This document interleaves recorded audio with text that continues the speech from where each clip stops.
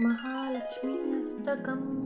इन्द्र उवाच नमस्तेऽस्तु महामाये श्रीपीठे सुरपूजिते शङ्खचक्रगदाहस्ते महालक्ष्मी नमोऽस्तु ते। नमस्ते गरुडारूढे कोलासुरभयङ्करी सर्वपापहरे देवी महालक्ष्मी नमोऽस्तु ते। सर्वज्ञे सर्ववरदे सर्वदुष्टभयङ्करी सर्वदुःखहरे देवी महालक्ष्मी नमोऽस्तु ते। सिद्धिबुद्धिप्रदे देवी मुक्तिमुक्तिप्रदायिनी मन्त्रमूर्ते सदा देवी महालक्ष्मी नमोऽस्तु ते।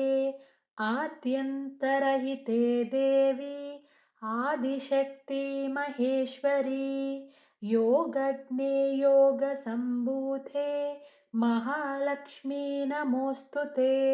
स्थूलसूक्ष्म महारौद्रे महाशक्ति महोदरे महापापहरे देवी महालक्ष्मी नमोऽस्तु ते।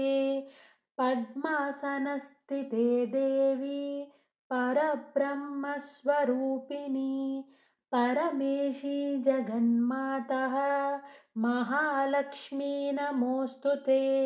श्वेताम्बरधरे देवी नानालङ्कारभूषिते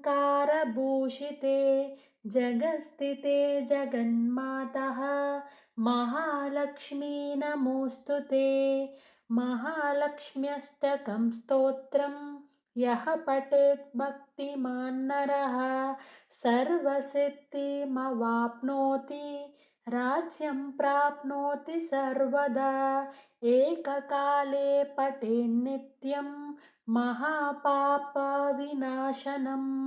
द्विकालं यः पठेन्नित्यं धनधान्यसमन्वितः त्रिकालं यः पठेन्नित्यं महाशत्रुविनाशनं महालक्ष्म्यर्भवेन्नित्यं प्रसन्ना वरदा शुभा।